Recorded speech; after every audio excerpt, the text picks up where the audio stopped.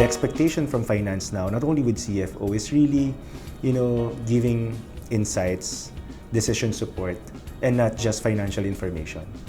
And because of that, it requires a lot of solution that should be in place for you to be able to do that. But it will still originate from your data, right? At the end of the day, finance is data, right? But it's no longer financial information. It's already how to run the business using the data that you have. As an example, one of the key functions now in finance would be analytics. And analytics is not only expected to analyze risk and opportunities from your P&L. Analytics is also expected now to come up with, decision support, data insights such as, predictive type of analytics. Say in our case, how to improve revenue, where we can generate more income, where we can sell more for what particular SKU. So those are the expectations now from finance, apart from the typical financial information. And with that, you need to transform your people to do more analytics rather than data processor or accountants, right?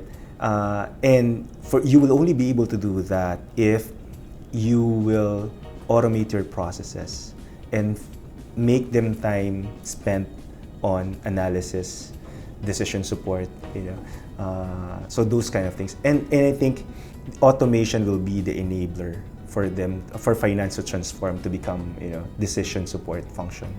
We provide reports, we do P&L analysis, but the way we do it before is just like trending analysis, as an example. From the recorded data, you'll just generate report and analyze your this month versus last month, this year versus this year, right?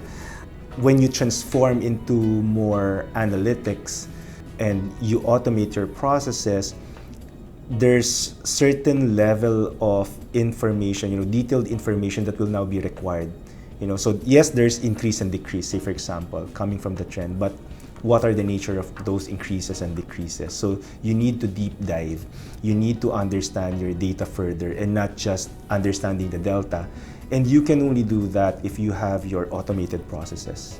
We've tried to do that in the past, transforming our people to do deeper analysis, but because their time still spent on recording transaction, the tactical one rather than strategic, we can't deliver the expected information from us because time still spent on really preparing the data rather than analyzing the data.